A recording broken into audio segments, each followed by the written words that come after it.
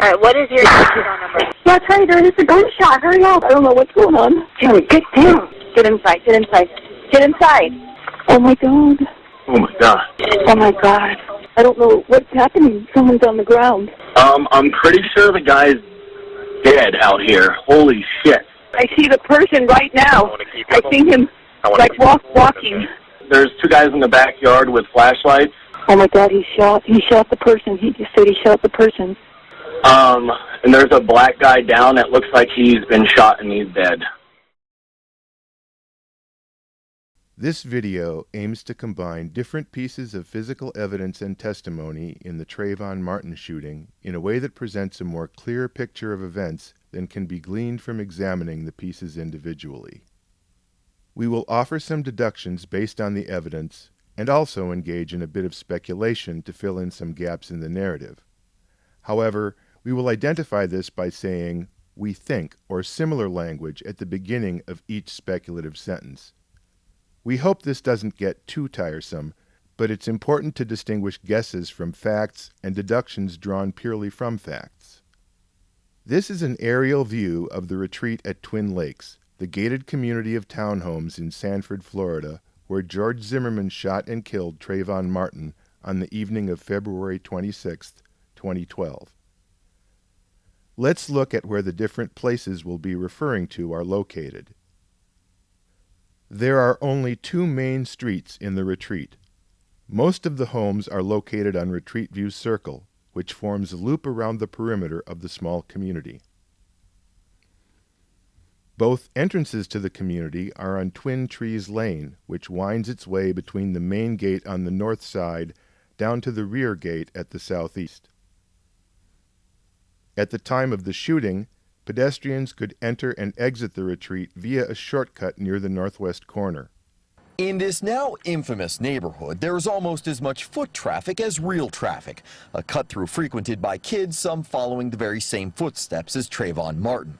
George Zimmerman claims Trayvon entered the community via this route on the evening of the 26th, as he claims to have spotted Trayvon standing in the yard of Frank Taffy, who lives here. George Zimmerman lived here. Trayvon Martin was staying at the home shared by his father and his father's fiancée, Brandy Green. They lived here. The community clubhouse is near the north gate, on the southwest corner of Twin Trees and Retreat View. Just to the right of the clubhouse is a kiosk awning covering the mailboxes for the complex. Trayvon had been chatting via cell phone throughout the day with a female friend who has been given the pseudonym Dee Dee by her attorneys.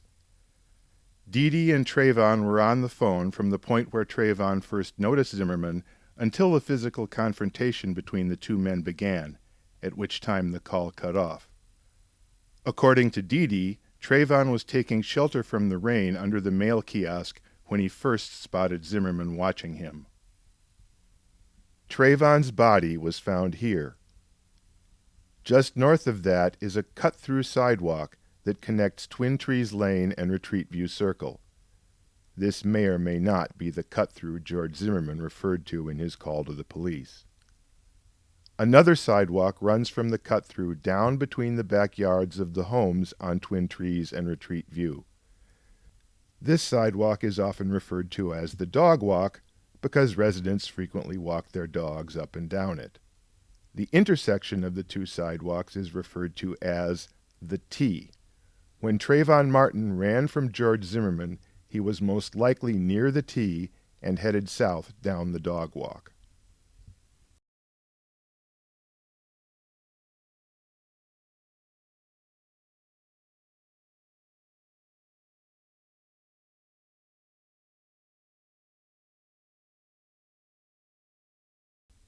The first witness to call 911, witness 11, whose call recorded screaming and the gunshot, lives here.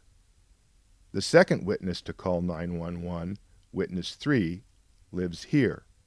Witness 6, who spoke to the news media the day after the shooting from behind his front door and identified himself as John, lives here.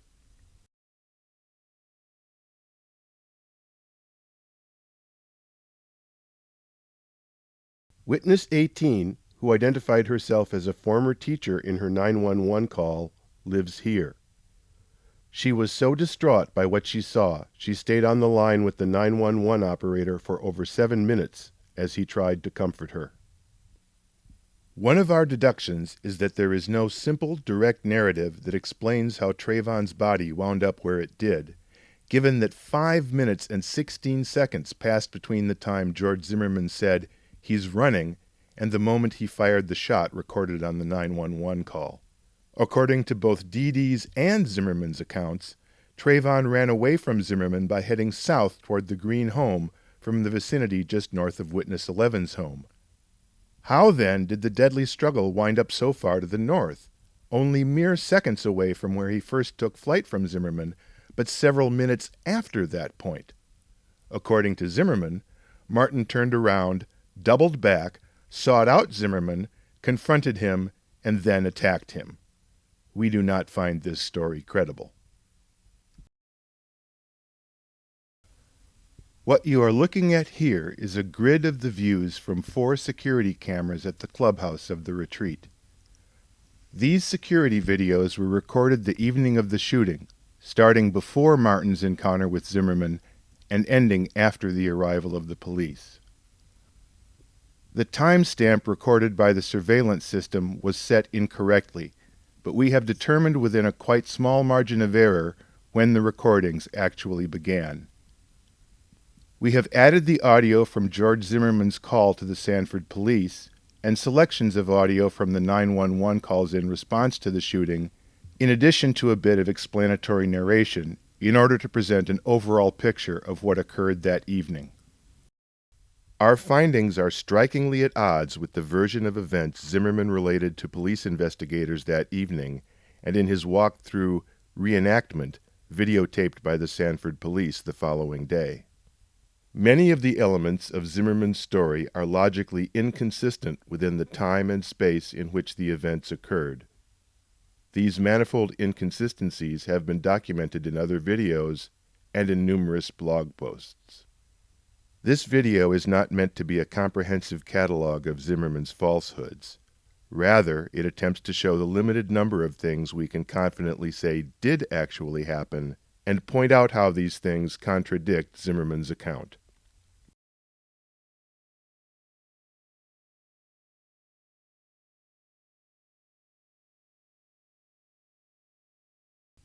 What the security videos show is very limited and somewhat difficult to interpret.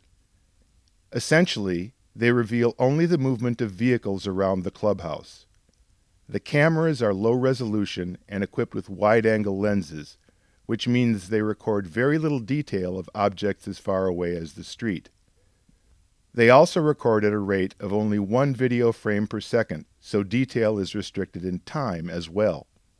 What you can see in these recordings is what we have dubbed light events, the moments when a headlight beam or the actual lights of a vehicle pass through the frame, or when the pattern of stationary lights in the pool video is interrupted by a vehicle passing through these light areas or augmenting them with its headlight beams.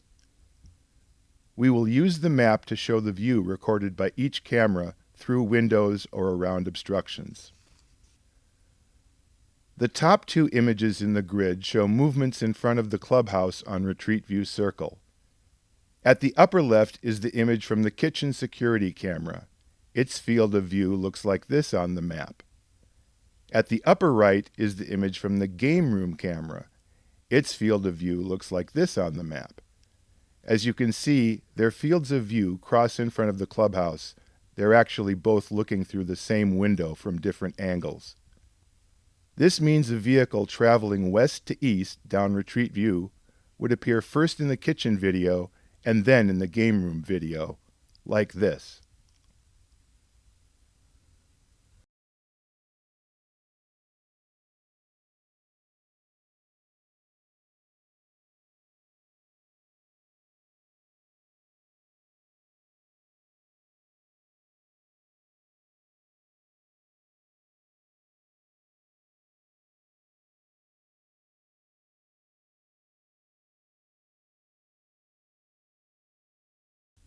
The bottom two images in the grid show movements at the side of the clubhouse on Twin Trees Lane.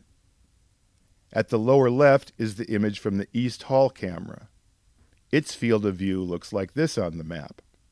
As you can see, it has only a small opening to the street, to the right of the section of mailboxes visible beyond the building itself. At the lower right is the image from the pool camera. Its field of view looks like this on the map. It has a much wider view and is able to capture certain light events on Twin Trees after that street's turned to the east, though they are confined to the upper left part of the frame and partially obscured by the other bright light sources in that area. Here a vehicle travels north to south down Twin Trees and then turns to continue on Twin Trees west to east. Note how dim its lights appear as it first enters the opening in the East Hall video, and how readily apparent it becomes when it passes through the narrower and smaller of the three light blobs in the pool video after that. A note about those bright light spots in the pool video.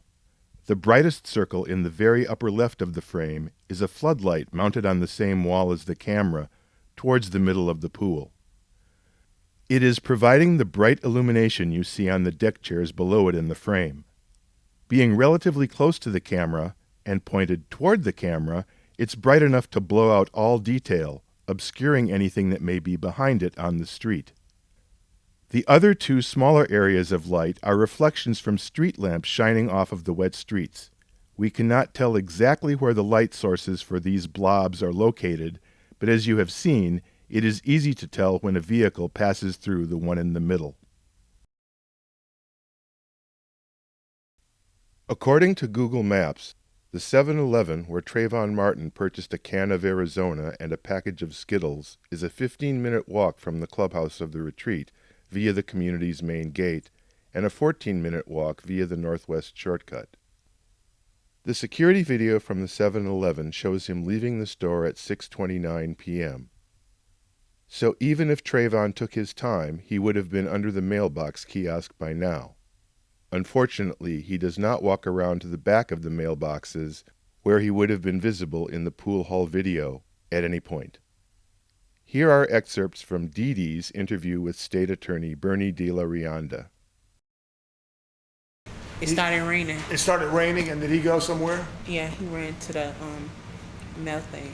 Like, I'm sorry, what? Like a mail. Like a mail, shed. like a shed, like a mail area, like Yeah. a covered area, Yeah. because it was raining. Yeah. So did he tell you he was already inside, like the gated place? Yeah, he ran in there. Okay. And That's when the phone hung up. Okay. Then I'm sorry. the phone hung up, and I called him back again. Okay. These are Trayvon Martin's cell phone records from that evening.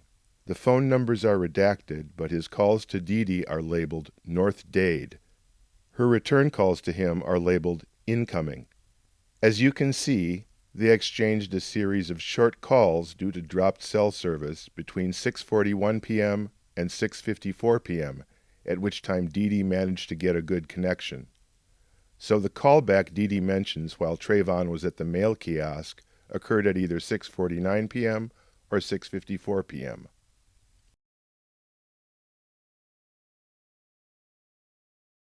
Zimmerman claims that after spotting Trayvon in Frank Taffy's front yard, he drove to the clubhouse, parked in front of it, and called the Sanford police non-emergency line from there. Had he indeed parked in front of the clubhouse, his Honda Ridgeline SUV would have been captured on either the kitchen or game room security videos. It's not. Neither camera ever shows a vehicle pulling in or pulling out of the clubhouse parking area. Moreover, Zimmerman was still at home when Trayvon actually re-entered the community. Zimmerman's truck won't appear in front of the clubhouse until 7:07:18. It would take him only between 25 to 50 seconds to drive there from his home. Thus we conclude he left home no earlier than 7:06 p.m., and Trayvon had already been under the mail kiosk for well over 10 minutes before Zimmerman ever got into his truck.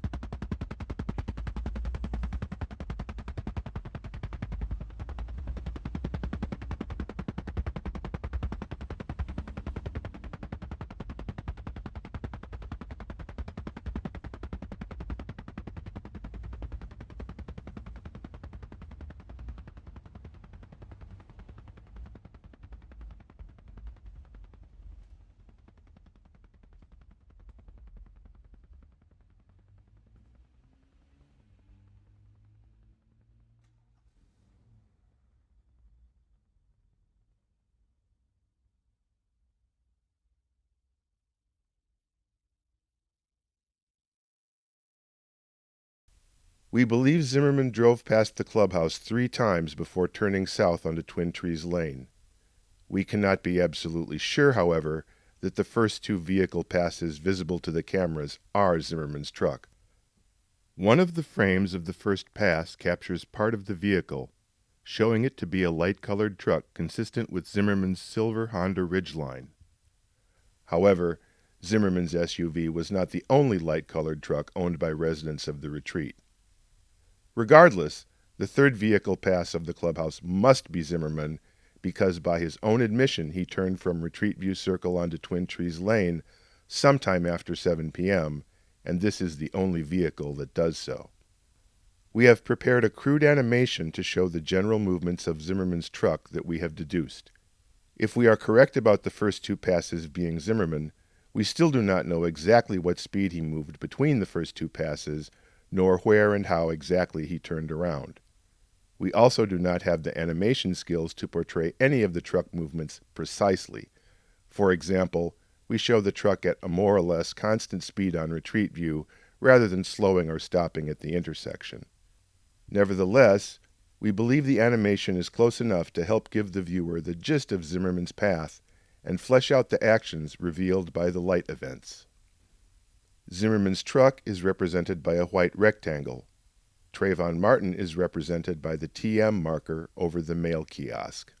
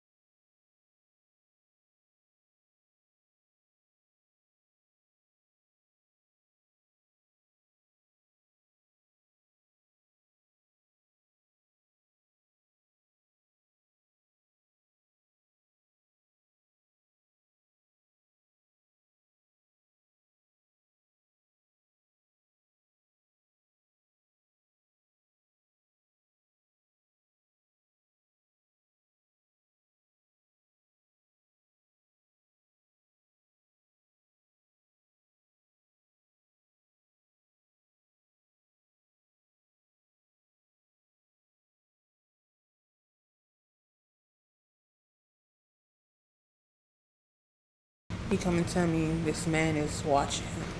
The man looking crazy. Okay. And looking at him crazy. And did you say And what do creepy. you mean?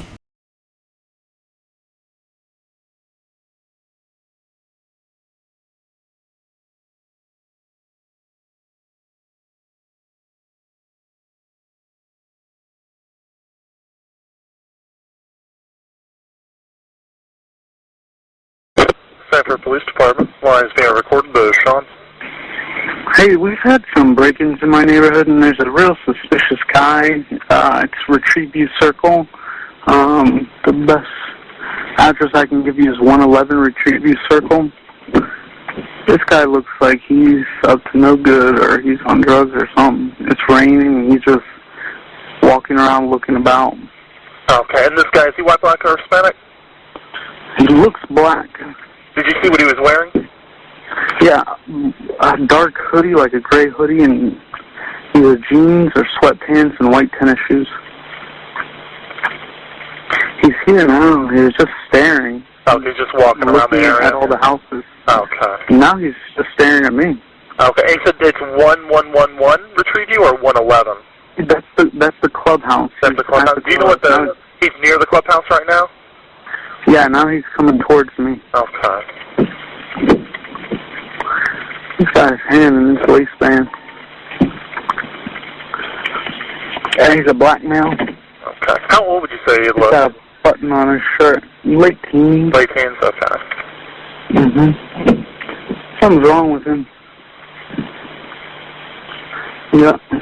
He's coming to check me out. He's got something in his hands. I don't know what his deal is.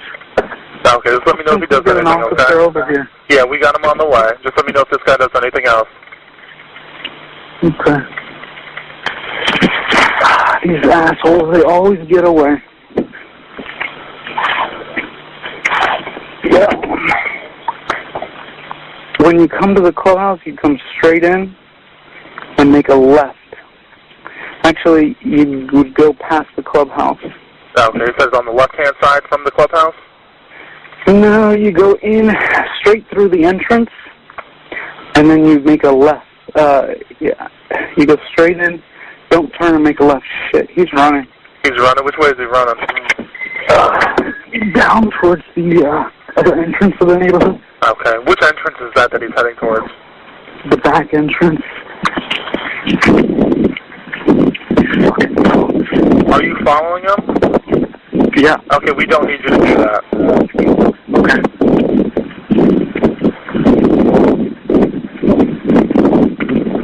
Alright, sir, what is your name? George. He ran. Alright, George, what's your last name? Zimmerman. And George, what's the phone number you're calling from? 407-435-2400. Alright, George, we do have him on the way. Do you want to meet with the officer when they get out there?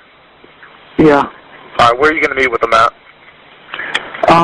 If they come in through the gate, tell them to go straight past the clubhouse and straight past the clubhouse and make a left.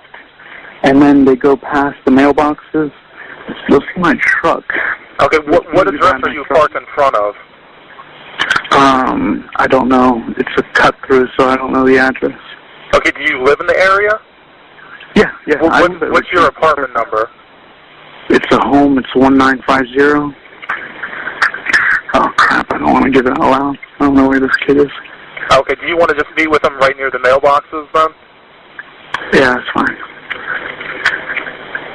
All right, George, I'll let him know to meet you with you out there, okay? Actually, could you have him call me and I'll tell him where I'm at? Okay, yeah, that's no problem. You need my number or you got it? Yeah, I got it. It's 407-435-2400. Yeah, you got it. Okay, no problem. I'll let them know to call you when they're in the area. Thanks. You're welcome. Who, Trayvon? Yeah. Okay. What do you mean by that, his voice change? I know he was fear. I'm sorry. I know he was scared. And I know what you're trying to tell me, but if you could describe to me how you could tell he was scared. Voice was getting kind of low, a little bit low. So you can tell he was breathing emotional, hard. like somebody who's like in fear? Yeah. Okay, He he said was he breathing lost hard? him. Okay. He said he lost him breathing hard, And I'm like, what's going on? So he said he lost him, and then he said he right by his dad. I told him keep running to his daddy's house. Okay. He said he lost the guy. Okay. And then he ran from the back. Right. He said he lost him. Okay. He started walking back again. And I told him to keep running. So Trayvon said he started walking because he thought he had lost the guy. Yeah. Okay. I said keep running. Okay. He said he ain't gonna run. Because he said he right by his father's house. Okay. So, and in a couple of minutes, he said the man followed him again, behind him. I say, run. You gonna run? He said he not gonna run. And then he come and said this guy getting close to him. I told him run. And then I told him keep running. He not gonna run. And then he told me this guy was getting close. And he told me the guy was getting real close to him. Next thing I hear, why you following me for? I hear this man, like an old man, say, what are you doing around here? And I called Trayvon. Trayvon, what's going on? What's going on? This is you saying that? Okay. And then I was calling him. He didn't answer. No answer from Trayvon. Yeah. I hear something like bump. You can hear that Trayvon somebody bumped Trayvon. And then I was still screaming. I was saying Trayvon, scream on. And there was no response? Yeah, and then next thing the phone just shut off.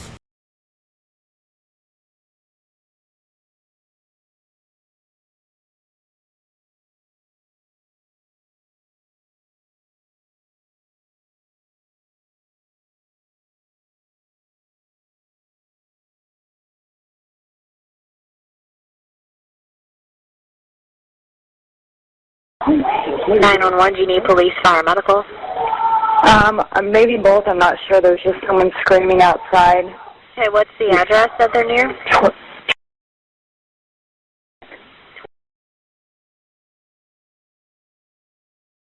Okay, and is it a male or female? It sounds like a male. And you don't know why? I don't know why. I think they're yelling help, but I don't know.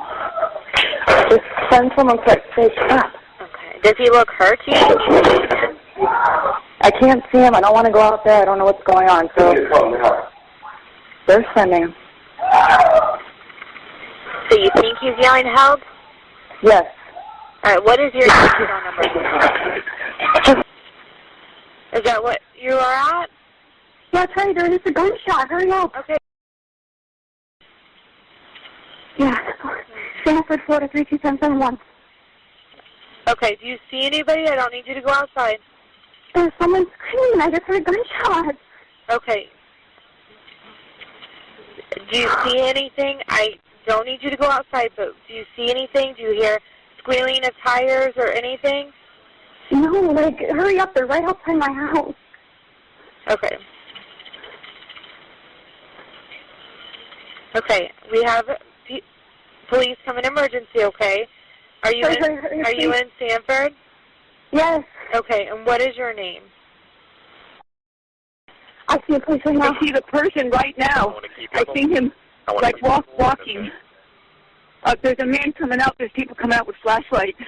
Oh, my God, I don't know what he did to this person. Was it a I can't see. There's a man walking out with a flashlight right now. You see the officer? Yeah, but, like, it's behind the houses. It's, like, by the... It's not the front entrance. It's like... He's up right now. Near what? Coming Tell over. me so I can tell them. I'm glad other people called. Like, if you're looking at my There's house... a guy with a flashlight in the backyard now. Behind. It's, like, by my back porch. I can open my window and hear it. Okay, coming from behind your house? Yes, like the back porch. You can still hear it? Looking at my window, somebody's over there taking a flashlight. I don't know if that's a cop. Oh, my God. Okay, I have several calls, and you just heard, did you hear when you heard voices? It was just one person talking, right? There's two guys. There's two guys in the backyard with flashlights. Okay. And there's a black guy down that looks like he's been shot and he's dead. Oh, my God. Okay. Just one gunshot you heard? Yeah. Okay. Okay, well, we have... God, hurry up. Okay, we have officers out there, okay? Yes. But there's a man out here with a flashlight with the man who is the person wrestling. Is this person laying down in the street? Okay. Did I see anything? I'm not sure, ma'am. I just show that he's there, and then 2 other officers are on their way, okay? Okay. If anything changes or you hear any more, give us a call back. Oh, my God. People are coming. I think there's another gentleman with a flashlight. I don't know if the police or not. Oh, my God, he shot the person. He just said he shot the person. Who's saying they shot who? And there's people out there. A guy is raising his hands up. He's saying he shot a person. I think it's a police officer that's with him right now. Oh, my God, why would somebody be It looks like our officer is there. He has somebody at gunpoint. Yes. They're gonna handle the situation from here. Oh my God! Someone to be shot. It's probably going to be best if you stay inside your home for the time being, okay? I know, but I can't believe someone is killed. He was saying help. Why didn't someone come out and help him? Listen, we don't know if they've been killed, okay? We know they've probably... He just said he shot him. Yes, the person is dead, laying on the grass. Just because he's laying on the ground, God. Just because he's laying on the ground doesn't mean he's passed. We have an ambulance on the way as well. We're going to probably pick him up and take him to the hospital. I didn't see because it was too dark, and I just heard people screaming, help me, and this person shot him. He was like wrestling with him, you know what I mean, on the ground. From what I could see, it was very dark. All right. But the police, I think it's a police officer that's there. I mean, the man didn't try to run away or anything. And can I get your name, please? But I don't want to be a witness or anything. It's okay. I'll leave you as anonymous. I'm just scared. I mean, I can't even believe that this is of a person. Oh my God! I hope it's a young boy or something. I can't imagine. I've never seen anyone killed. Oh. Right. This is like a nice neighborhood. This isn't like, oh my God, I'm too scared to live here. You don't have to worry right now. We have many officers on the way, and I think about 2 officers on scene at least right now. So we are on scene, okay? Oh my God, to see someone killed laying in the grass. Oh my God. I want to know what happened. Why would this man just shoot him?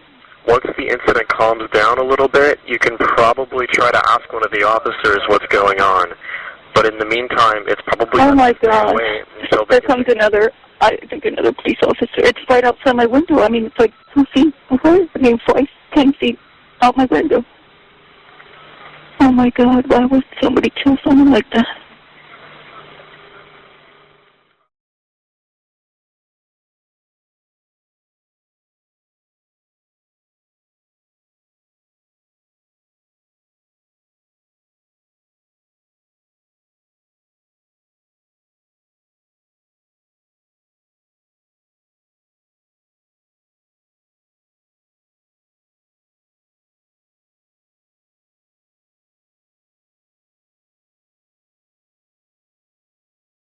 Yeah.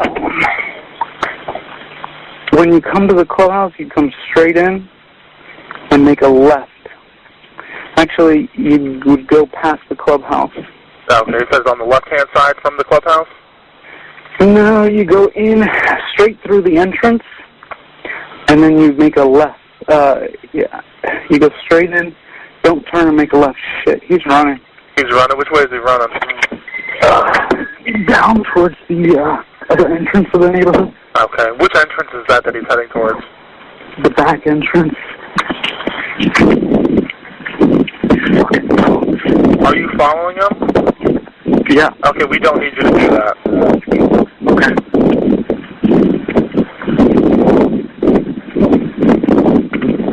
All right, sir, what is your name? George. He ran. All right, George, what's your last name? Zimmerman. And George, what's the phone number you're calling from? 407-435-2400. All right, George, we do have them on the way. Do you want to meet with the officer when they get out there? Yeah. All right, where are you going to meet with them at? If they come in through the gate, tell them to go straight past the clubhouse, and straight past the clubhouse and make a left. And then they go past the mailboxes. You'll see my truck. Okay, what address are you parked in front of? I don't know. It's a cut-through, so I don't know the address. Okay, do you live in the area? Yeah. What's your apartment number? It's a home. It's 1950. Oh, crap. I don't want to give it out loud. I don't know where this kid is. Okay, do you want to just meet with him right near the mailboxes, then? Yeah, that's fine. All right, George, I'll let him know to meet you with you out there, okay? Actually, could you have him call me, and I'll tell him where I'm at? Okay, yeah, that's no problem. You need my number, or you got it? Yeah, I got it. It's 407-435-2400. Yeah, you got it. Okay, no problem. I'll let them know to call you when they're in the area. Thanks. You're welcome. So he said he lost him, and then he said he right by his dad. I told him keep running to his daddy's house. Okay.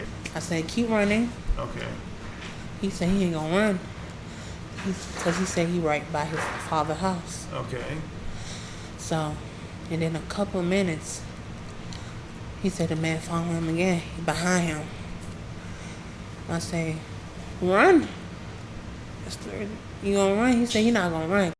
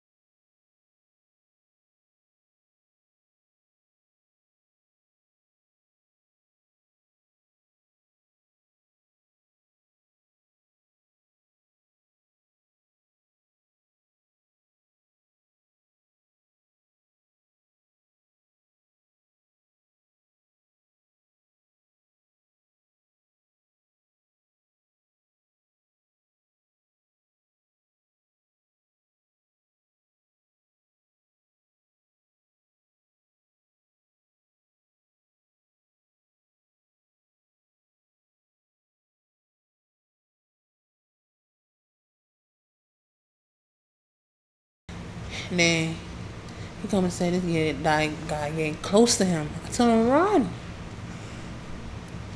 And then I told him keep running. He not gonna run. And he told me the guy was getting real close to him. Next thing I hear, why you following me for? I hear this man, this like an old man. Okay. Say, what are you doing around here? And I called Trayvon. Trayvon, what's going on? What's going on? This is you saying yeah. that. Okay. And then I'm calling him. He didn't answer. No answer from Trayvon. Yeah. It's there. I hear something like bump. You can hear that Trayvon. Somebody bumped Trayvon. And then I was still screaming. I was saying Trayvon, scream on. And there was no response? Yeah. And then next thing the phone just shut off.